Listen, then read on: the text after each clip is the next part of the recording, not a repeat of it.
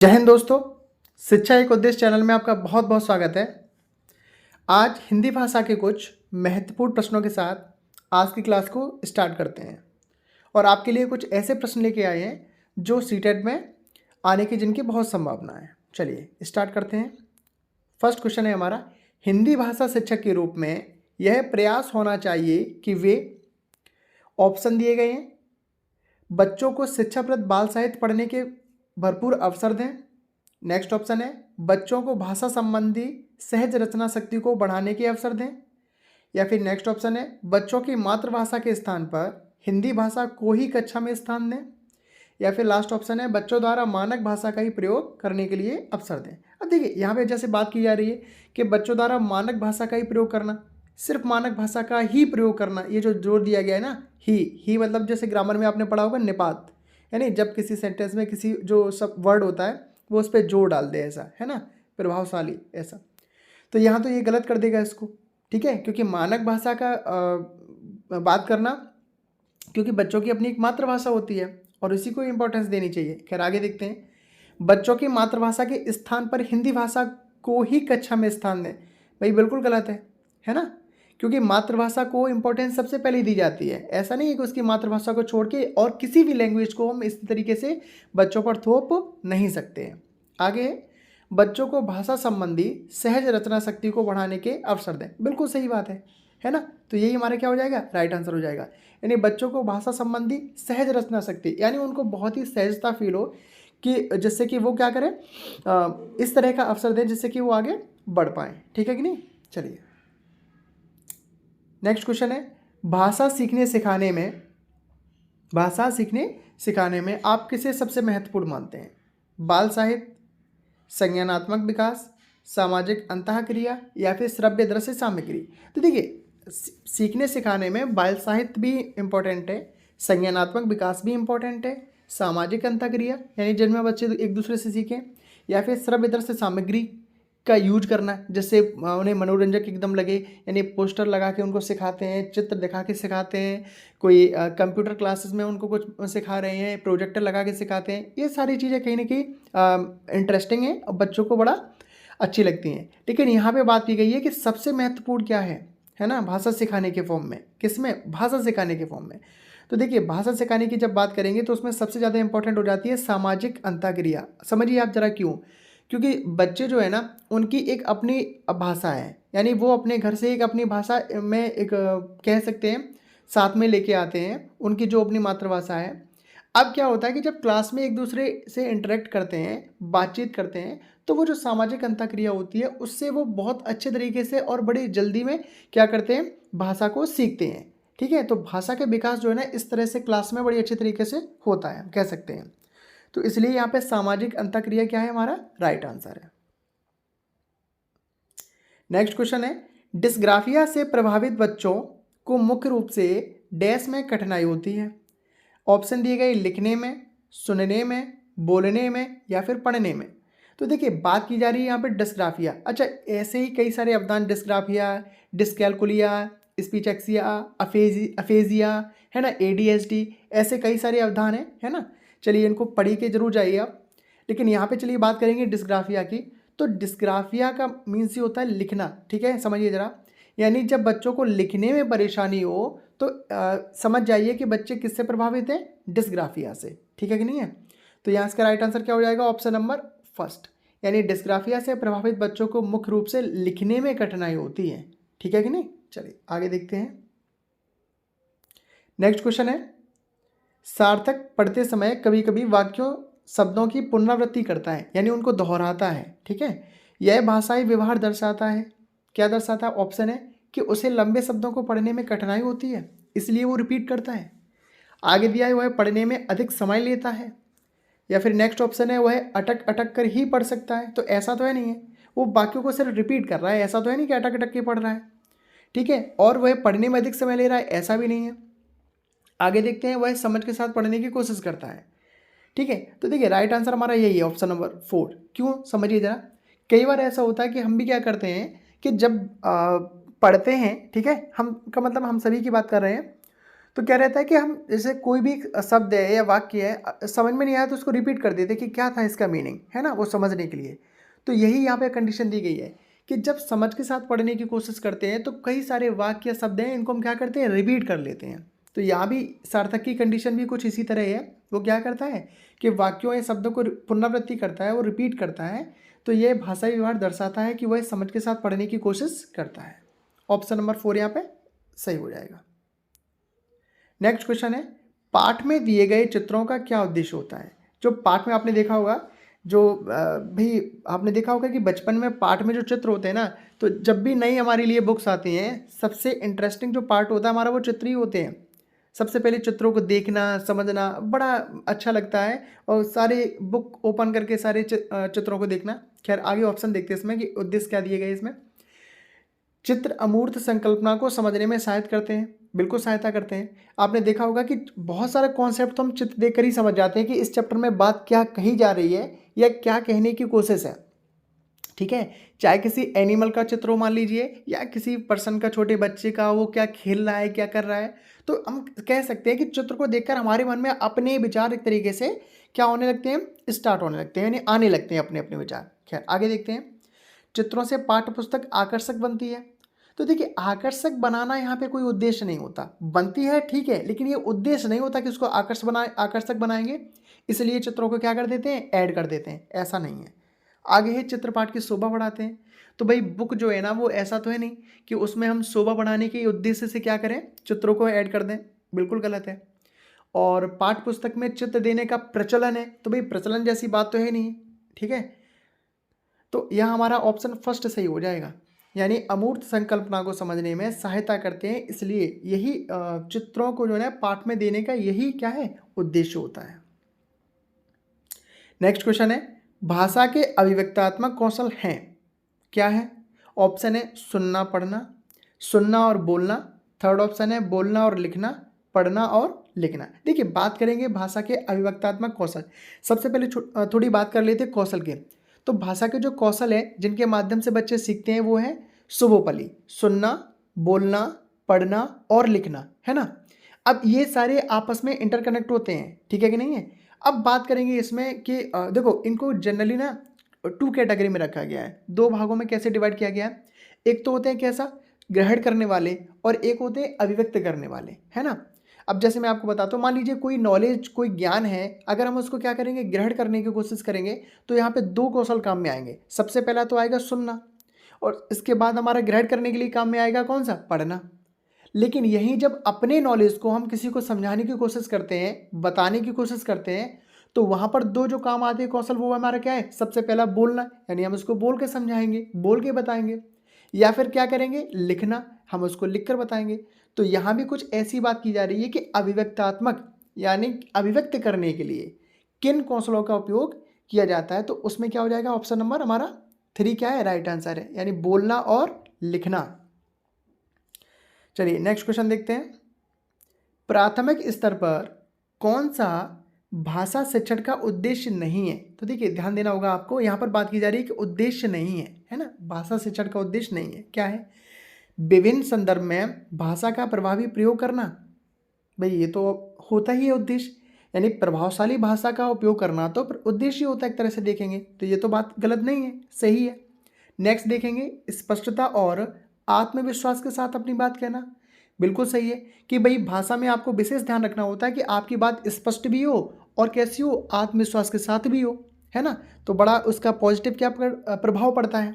Next है वर्णमाला को क्रम से कंठस्थ करना। देखिए बात नॉर्मल की जाती है वर्णमाला को याद करने की, क्योंकि वो भाषा के विकास में सहायक है, लेकिन कंठस्थ करना वो भी क्रम से, तो भाषा शिक्षण में उद्देश्य तो ये नहीं होता।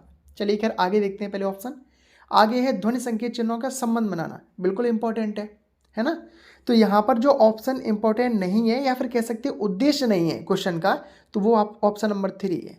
वर्णमाला को क्रम से कंठस्थ करना ये प्राथमिक स्तर पर कहीं भी भाषा शिक्षण का उद्देश्य नहीं है। नेक्स्ट क्वेश्चन है, उपचारात्मक शिक्षण की सफलता निर्भर करती है। उपचारात्मक शिक्षण, है ना। अब देखा होगा कि उपचार के लिए भाई जब भी कोई किसी की तबीयत खराबी होती है तब भी कहाँ जाते हैं हम, उपचार लेने के लिए जाते हैं, लेकिन यहाँ की गई है भाषा संबंधी, ठीक है, और वो भी किसकी, उपचारात्मक शिक्षण की बात की जा रही है, ना कि तबीयत खराब की। ठीक है, तो ज़रा समझिएगा कि उपचारात्मक शिक्षण की सफलता निर्भर करती है उपचारात्मक शिक्षण की सामग्री पर। नेक्स्ट दिया है भाषिक नियमों के ज्ञान पर।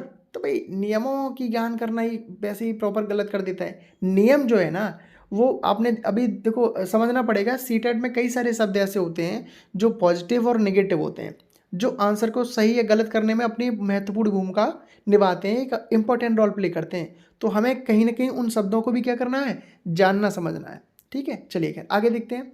समय व अवधि पर, या फिर लास्ट ऑप्शन है हमारा समस्याओं के कारण की सही पहचान पर। बिल्कुल सही है। अब भाई एक सिंपल एग्जांपल देता हूँ, जैसे कोई बीमारी है, अगर हम बीमारी का कारण जान पाएंगे तो उपचार भी हम कहीं ना कहीं ट्रीटमेंट भी तभी कर पाएंगे, है कि नहीं है, एज ए डॉक्टर। तो इसी तरीके से जो शिक्षण की बात करेंगे, तो एज ए शिक्षक अगर बात की जाए, ठीक है, तो उपचारात्मक शिक्षण क्या होगा कि जब आप समस्याओं के कारण की पहचान कर पाएंगे तब आप उसका क्या कर पाएंगे, उपचार कर पाएंगे। यानी कोई भाषाई संबंधी कोई प्रॉब्लम आ रही है किसी बालक या बालिका को, तो क्या प्रॉब्लम है, वो किस तरीके से समझ नहीं पा रहा है, लिख नहीं पा रहा है, पढ़ नहीं पा रहा है, जब उस कारण को जानेंगे तभी उसको क्या कर पाएंगे, आप उपचार कर पाएंगे। ठीक है, तो इसलिए इसका राइट आंसर हो जाएगा ऑप्शन नंबर 4, यानी कि समस्याओं के कारणों की सही पहचान पर। ठीक है, नेक्स्ट क्वेश्चन है भाषा कौशलों के संदर्भ में कौन सा कथन उचित है। ऑप्शन दिए गए हैं, ऑप्शन है इसके हाँ, फर्स्ट ऑप्शन है इसका भाषा कौशलों के विकास में अभ्यास की अपेक्षा भाषिक नियमों का ज्ञान जरूरी है। ठीक है, अब देखिए यहाँ भी क्या है, किस बात की जा रही है, नियमों के ज्ञान की। ठीक है, तो यही क्या कर देता है, गलत कर देता है इसको ऑप्शन। मैंने अभी नियम के बारे में आपको बताया। आगे दिया है कि विद्यालय में केवल पढ़ना लिखना। तो देखिए आप पूरा ऑप्शन खैर पढ़े लेते हैं, केवल पढ़ना लिखना कौशल पर ही बल देना चाहिए।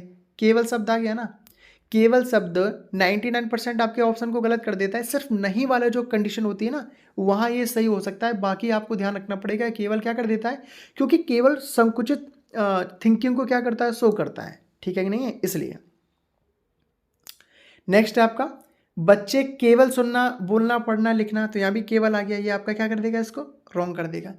आगे है भाषा के चारों कौशल परस्पर अंतर संबंधित होते हैं। तो भाई इससे पहले हमने बातचीत की है, बिल्कुल सही है कि भाषा कौशलों के संदर्भ में कौन सा कथन उचित है, यही आपका लास्ट ऑप्शन सही है कि उसके जो सुनना, बोलना, पढ़ना और लिखना, ये जो 4 कौशल हैं वो इंटरकनेक्टेड होते हैं। यानी आप ऐसा नहीं कर सकते कि किसी 1 या 2 को स्किप कर दो और बाकी 2 सीख जाओ, ऐसा नहीं है ना। तो सारे कैसे इंटरकनेक्टेड है, अंतर संबंधित है। इसलिए हम कह सकते हैं कि भाषा कौशल के संदर्भ में यही है कि ऑप्शन आपका 4 कैसा है, राइट आंसर है, सही है। नेक्स्ट क्वेश्चन है एक बहुसांस्कृतिक कक्षा में आप एक भाषा शिक्षक के रूप में किस बात को अधिक महत्व देंगे। ठीक है, ऑप्शन दिए गए हैं, बच्चों को भाषा प्रयोग के अधिक से अधिक अवसर देना। भाई अवसर देना, और वो भी बच्चों को, सबसे कह सकते हैं आंसर में सबसे ज़्यादा पॉजिटिव आंसर ये माना जाता है। चलिए खैर आगे देखते हैं ऑप्शन। पाठ्य पुस्तक के प्रत्येक पाठ को भली बात ही समझना। ठीक है, नेक्स्ट है बच्चों को व्याकरण सिखाना। सिर्फ व्याकरण सिखाने की बात को हम सही नहीं मानते। आगे है स्वयं शुद्ध भाषा प्रयोग, बिल्कुल ऐसा भी नहीं है। तो इसका राइट आंसर जो है ना फर्स्ट ही हो जाएगा। यानी एक बहुसांस्कृतिक कक्षा में आप एक भाषा शिक्षण के रूप में किस बात को महत्व देंगे, तो आप महत्व देंगे बच्चों के जो भाषा प्रयोग है ना उनको अधिक से अधिक कैसा अवसर देना। यानी उनकी अलग अलग जो भी भाषा है, जिस तरीके की भाषा है जो भी है, उसको क्या करेंगे, आप अवसर देंगे। ठीक है, नेक्स्ट है हिंदी की कक्षा में प्रायः हिंदी तरभाषी बच्चे हिंदी सीखने में अनेक कठिनाइयों का सामना करते हैं, क्योंकि अब देखो बात की जा रही है कि हिंदी की कक्षा की, और उसमें बात ये भी कही जा रही है कि जो हिंदी तरभाषी बच्चे हैं, है ना, जिनका बैकग्राउंड हिंदी है, उनको भी भाषा सीखने में कैसी होती है, कठिनाई होती है। अब क्यों होती है, समझ जरा ऑप्शन कि प्रायः हिंदी और उनकी मातृभाषा की संरचना में अंतर होता है। बिल्कुल ठीक है, आपने देखा होगा कि भाई गांव या देहात के जो क्षेत्र हैं उनमें भी बात की जाती है, भाषा जो क्या है वो हिंदी है, ऐसा हो सकता है। लेकिन अब जब बात की जाती है स्कूल में, है ना, तो वहाँ पे तो एक मानक भाषा का लगभग प्रयोग किया जाता है ना। तो कहीं ना कहीं वो जो कनेक्टिविटी उनके बीच में प्रॉब्लम करती है, क्योंकि है हिंदी ही कहने के लिए, लेकिन वहाँ हिंदी का स्वरूप उनके घर पे और हिंदी का स्वरूप विद्यालय में चेंज होता है। ठीक है, ठीक है, कहने के लिए ये दोनों हिंदी ही हैं। चलिए आगे देखते हैं। वे मन लगाकर हिंदी नहीं सीखते हैं, तो भाई ऐसा तो है नहीं। नेक्स्ट है, हिंदी सीखने के प्रति उनमें अरुचि होती है, ऐसा भी नहीं है कि हम कह दें कि भाई अरुचि है इसलिए नहीं। या फिर हिंदी भाषा बहुत कठिन भाषा है, तो भाई ऐसा तो बिल्कुल भी नहीं कह सकते, है ना। चलिए, तो इसका राइट आंसर क्या हो जाएगा, ऑप्शन नंबर फर्स्ट ही हो जाएगा। ठीक है, कि हिंदी की कक्षा में प्रायः हिंदी दरभाषी बच्चे हिंदी सीखने में अनेक जो कठिनाइयाँ का सामना करते हैं, उसका एक यही रीज़न हो सकता है कि प्रायः हिंदी और उनकी मातृभाषा की संरचना में क्या होता है, अंतर होता है, इसलिए। ठीक है, बोलना कौशल में महत्वपूर्ण है, बात की जा रही है देखिए बोलना कौशल की। अब उसमें बात की जा रही है कि महत्वपूर्ण क्या है, ऑप्शन दिए गए मधुर वाणी। ठीक है, इंपॉर्टेंट हो सकता है कि आप एक तो सही तरीके से बोलते हैं और एक बड़ा ख़राब तरीके से बोल रहे हैं, बच्चों को बड़ा दुखदाई फील हो रहा है। खैर आगे, संदर्भ एवं स्थिति के अनुसार अपनी बात कहना, या फिर ये तो भाई बहुत अच्छा है कि भाई जो कंडीशन है, जिस तरह के माहौल है, उस तरह से अपनी बात को कहना। नेक्स्ट है स्पष्ट एवं शुद्ध उच्चारण, बिल्कुल इंपॉर्टेंट है। अलंकारिक भाषा का प्रयोग, ठीक है, भाषा को प्रभावी बनाता है, ये भी इंपॉर्टेंट है। लेकिन अब देखिए जरा, यहाँ पे बात की गई है बोलना कौशल में महत्वपूर्ण। अब देखिए चारों ऑप्शन को अगर हम पढ़ेंगे और समझेंगे तो सबसे जो इंपॉर्टेंट हो जाता है वो होता है आपका ऑप्शन नंबर 2, संदर्भ और स्थिति के अनुसार अपनी बात को कहना। ये बहुत इंपॉर्टेंट है इन सब में। तो इसके लिए ऐसा नहीं है कि बाकी आंसर गलत है, लेकिन इनमें जो सबसे अच्छा आंसर है वो क्या हो जाएगा, आपका ऑप्शन नंबर 2। नेक्स्ट क्वेश्चन है, एक समावेशी कक्षा में कौन सा कथन भाषा शिक्षण के सिद्धांतों के प्रतिकूल है। कैसा है, प्रतिकूल, यानी कि उल्टा जिसको कहते हैं। अब देखिए जरा, यहाँ पे ऑप्शन दिए गए, व्याकरण के नियम सिखाने से बच्चों का भाषा विकास शीघ्रता से होगा। भाई सिर्फ व्याकरण के अगर नियम सिखा देंगे तो ऐसा तो बिल्कुल भी नहीं है। तो कहीं ना कहीं ये, चलिए खैर आगे देखते हैं, गलत जाएगा, लेकिन प्रतिकूल के फॉर्म में ये आंसर सही हो सकता है। आगे देखते हैं, बच्चे परिवेश से प्राप्त भाषा को ग्रहण करते हुए भाषा प्रयोग के नियम बना सकते हैं। ठीक है, आगे है भाषा परिवेश में रहकर अर्जित की जाती है। ठीक है, ये भी सही है ना। नेक्स्ट है कि प्रिंट समृद्ध माहौल भाषा सीखने में सहायक होता है, तो ये भी बात सही है। तो कहीं ना कहीं ये बातें आपकी सभी सही हैं, सिर्फ ऑप्शन नंबर फर्स्ट को छोड़कर। तो इसीलिए आंसर आपका यही हो जाएगा। व्याकरण के नियम सीखने सिखाने से बच्चे का भाषा विकास शीघ्रता से होगा, बिल्कुल भी कन्फर्म नहीं होता। और नियम तो बिल्कुल भी नहीं, ठीक है कि नहीं है, क्योंकि नियम तो एक तरीके से थोपना होता है, जिसको हम बोल सकते हैं कि भाई इसको रट लो। जब तक बच्चे किसी चीज़ को समझेंगे नहीं, तब तक नियम को बिल्कुल भी नहीं समझ पाएंगे। ठीक है कि नहीं है। एक एग्जांपल बताता हूँ कि आप कोई भी, जैसे आप टॉपिक पढ़ाते हैं, भाषा से संबंधित ग्रामर का कोई भी टॉपिक पढ़ाते हैं, आपने सिर्फ नियम को बता दिया, भाई बच्चे उसको कैसे फॉलो कर पाएंगे जब तक कि उसको बारे में उनकी अपनी सोच उसके बारे में समझाएंगे नहीं। ठीक है, इसलिए क्या है, व्याकरण और नियम ये कहीं ना कहीं आंसर को इनकरेक्ट कर देते हैं। लेकिन चूंकि यहाँ पे बात प्रतिकूल की गई है सिद्धांत के, इसलिए यहाँ पे ये आपका आंसर सही हो जाएगा, option number first. Next question है, बच्चों के लेखन कौशल का मूल्यांकन करने के लिए कौन सी विधि बेहतर हो सकती है। अब देखिए यहाँ पे अब बात की गई है लेखन कौशल का मूल्यांकन करने के लिए, तो सुंदर लेख का अभ्यास, या फिर नेक्स्ट ऑप्शन है अपने अनुभवों को लिखना, नेक्स्ट है श्रुतलेख, या फिर पाठ आधारित प्रश्नों के उत्तर लिखना। ठीक है, तो देखिए आप समझिए जरा इस बात को। सुंदर लेख का अभ्यास ठीक है, श्रुतलेख ठीक है, पाठ आधारित प्रश्नों के उत्तर लिखना ये भी ठीक है, लेकिन इन सब में जो सबसे इम्पोर्टेंट जो है ना, वो है अपने अनुभव को लिखना। ठीक है कि नहीं है। तो जब भी बात की जाएगी लेखन कौशल का मूल्यांकन के लिए, तो क्योंकि लेखन कौशल में यहाँ पे सिर्फ लिखने से बात नहीं है, क्योंकि उसका मूल्यांकन किया जा रहा है।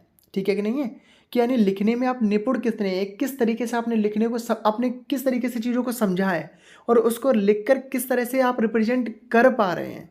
ठीक है, तो इसलिए यहाँ पे इंपॉर्टेंट ये नहीं है, जैसे आपने देखा होगा कि जैसे ऐसे लिखाया जाता है, निबंध लिखाया जाता है, तो निबंध की जैसे क्या है, जो संकल्पना होती है वो सिर्फ ये नहीं है कि आपने उसको सही तरीके से राइट कर दिया, सुंदर अक्षर है, बहुत अच्छी हेडिंग डाल रखी है, बल्कि इंपॉर्टेंस उसमें ये इस तरीके से देखी जाती है कि आपने विचारों को किस तरीके से प्रस्तुत किया है, जो आपको टॉपिक दिया गया उसमें विचार आपने किस तरह से वहाँ पे बताए हैं। ठीक है कि नहीं है, लिखे हैं, समझाए हैं। ठीक है, तो इसलिए यहाँ पे इसका राइट आंसर ऑप्शन नंबर 2 हो जाएगा, यानी अपने अनुभवों को लिखना यही कैसा है, सबसे बेहतर विधि है। ठीक है, किसके लिए, मूल्यांकन करने के लिए।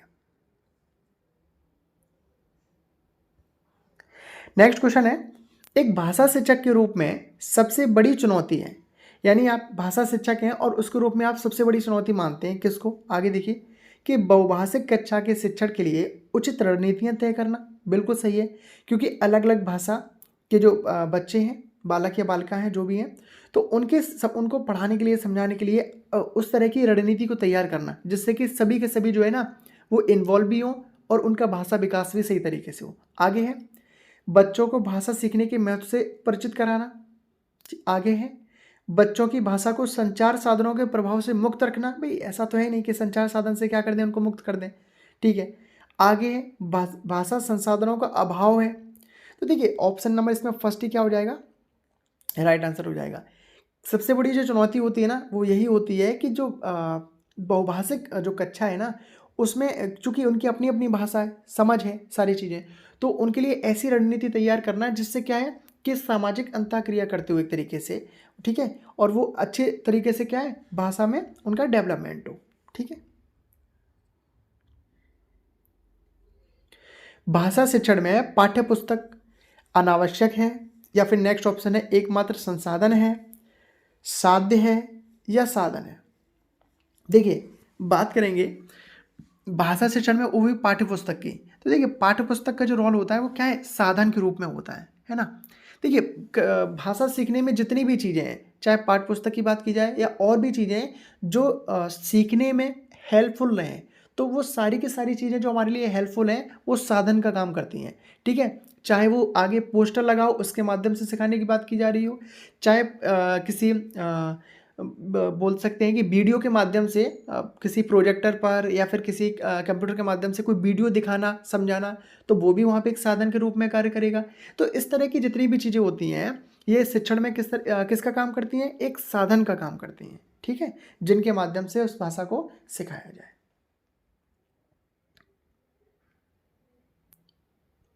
नेक्स्ट क्वेश्चन है, गृह कार्य के बारे में कौन सा कथन उचित है। ठीक है, बात करते हैं SW की, होमवर्क यानी गृह कार्य की, कि गृह कार्य देना अति आवश्यक है। तो देखिए ऐसा कोई कॉन्सेप्ट नहीं है कि अति आवश्यक है यानी गृह कार्य नहीं दिया तो आपकी क्लास जो है ना वो अच्छी नहीं मानी जाएगी।